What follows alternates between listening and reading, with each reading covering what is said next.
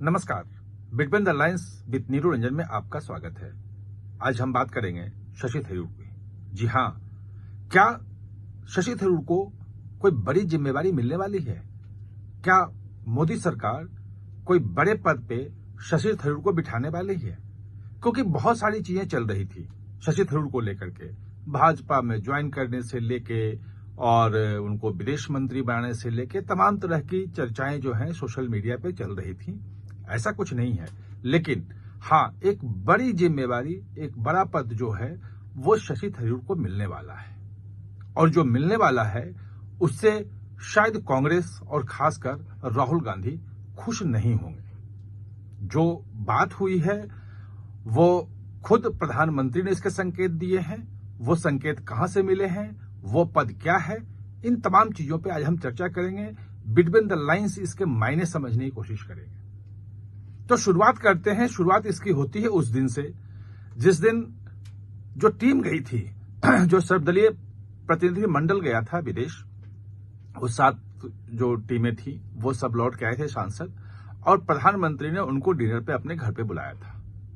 Dinner पे सभी चर्चा हुई, बहुत अच्छी तरह से बातचीत वहां हुई, एक दूसरे के जो अनुभव रहे वो साझा किए गए, और वहीं पे जो सुझाव आया, वहीं से जो चीजें निकली जो बाहर नहीं आई अभी तक, आपने कहीं पढ़ा नहीं होगा कि उसमें बातचीत में क्या हुआ।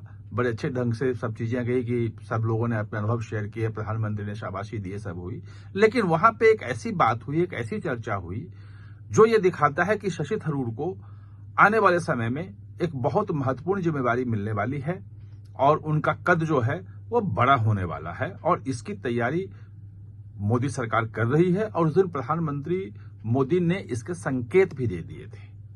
तो दरअसल हुआ यह था कि जब तमाम चर्चाएं चल रही थी और सांसद अपने अपनी बात बता रहे थे, तो सबका यह कहना था कि बहुत सारी चीजें भारत के बारे में लोग नहीं जानते हैं सच्चाई, और जो बाहर में विदेश में जो प्रोपेगेंडा चलता है, जो भारत के जो खासतौर पे चीनी मीडिया है, टर्कीस मीडिया है, पाकिस्तान के लोग प्रोपेगेंडा करते हैं, लेफ्ट लिबरल जो पूरा का पूरा जो जमात है पूरे दुनिया में फैला हुआ, वो भारत के बारे में तरह तरह का प्रोपेगेंडा करता है और उससे बहुत सारे लोग प्रभावित होते हैं। ये पूरी डिटेल बताई।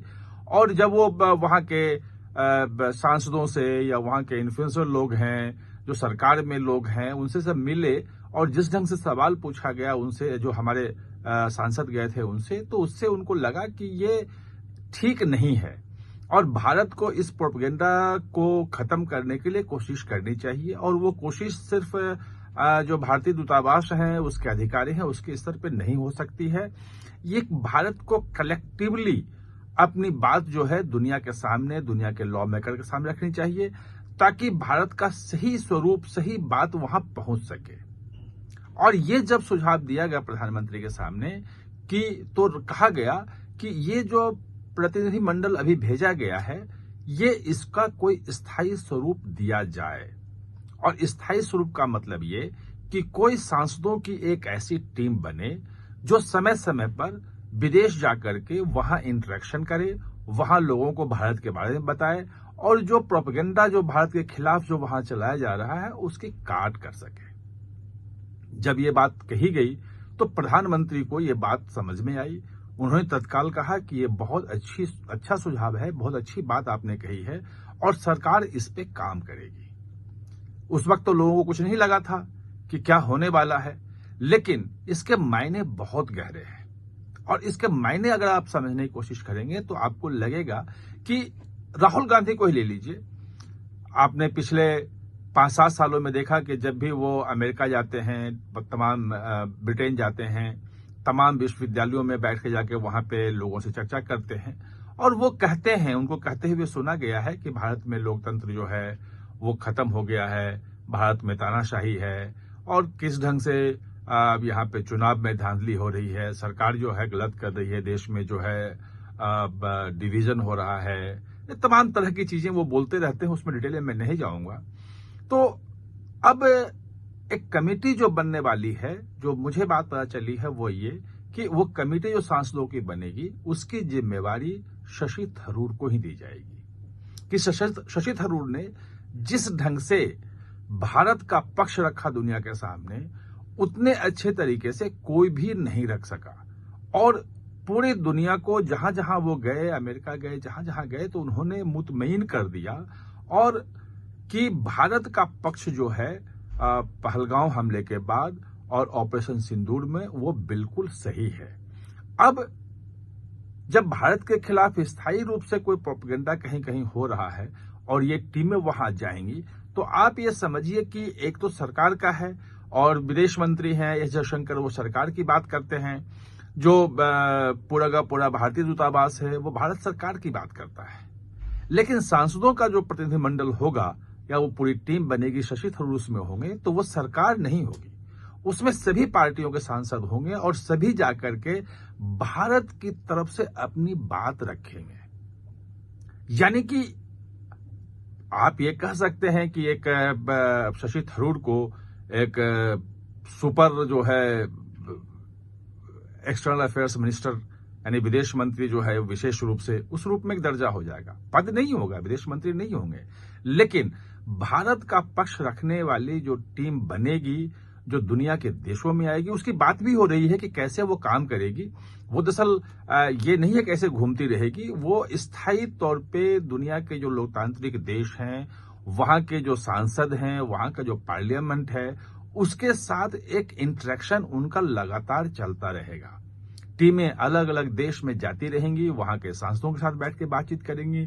जो समसामयिक मुद्दे हैं उस पे जो भारत का पक्ष है, भारत का मतलब भारत सरकार का नहीं, भारत का जो पक्ष है और एकजुट पक्ष जिसमें सभी दलों के सांसद हैं, वो वहां पे रखेंगे।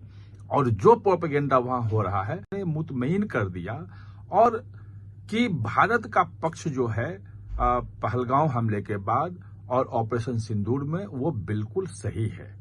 अब जब भारत के खिलाफ स्थायी रूप से कोई प्रोपेगेंडा कहीं कहीं हो रहा है और ये टीमें वहां जाएंगी, तो आप ये समझिए कि एक तो सरकार का है और विदेश मंत्री हैं एस जयशंकर, वो सरकार की बात करते हैं। जो पूरा का पूरा भारतीय दूतावास है वो भारत सरकार की बात करता है।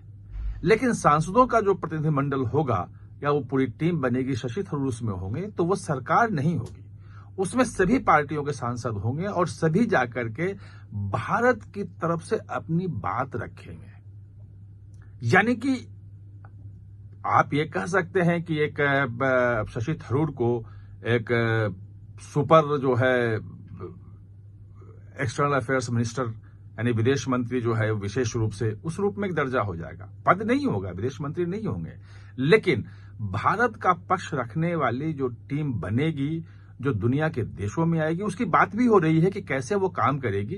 वो दरअसल ये नहीं है कैसे घूमती रहेगी, वो स्थायी तौर पे दुनिया के जो लोकतांत्रिक देश हैं, वहां के जो सांसद हैं, वहां का जो पार्लियामेंट है, उसके साथ एक इंटरेक्शन उनका लगातार चलता रहेगा।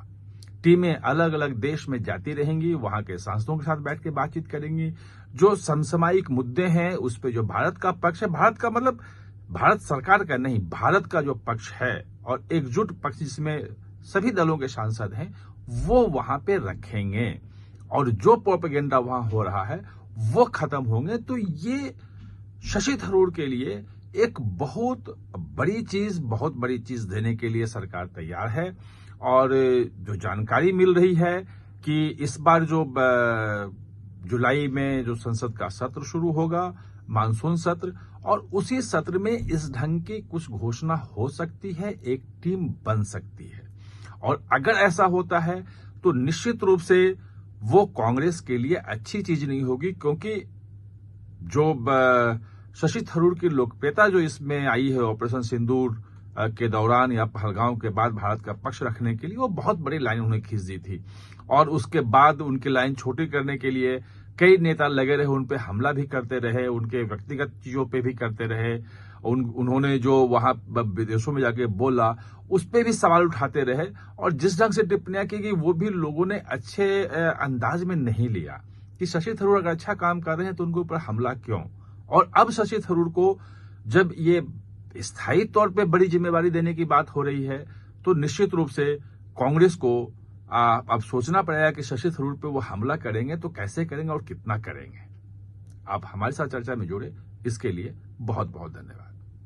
और हाँ, चैनल को सब्सक्राइब करना ना भूलें, इसका बेल आइकन दबाएं ताकि नया वीडियो कोई भी आए तो उसका नोटिफिकेशन समय पे आपको मिल जाए।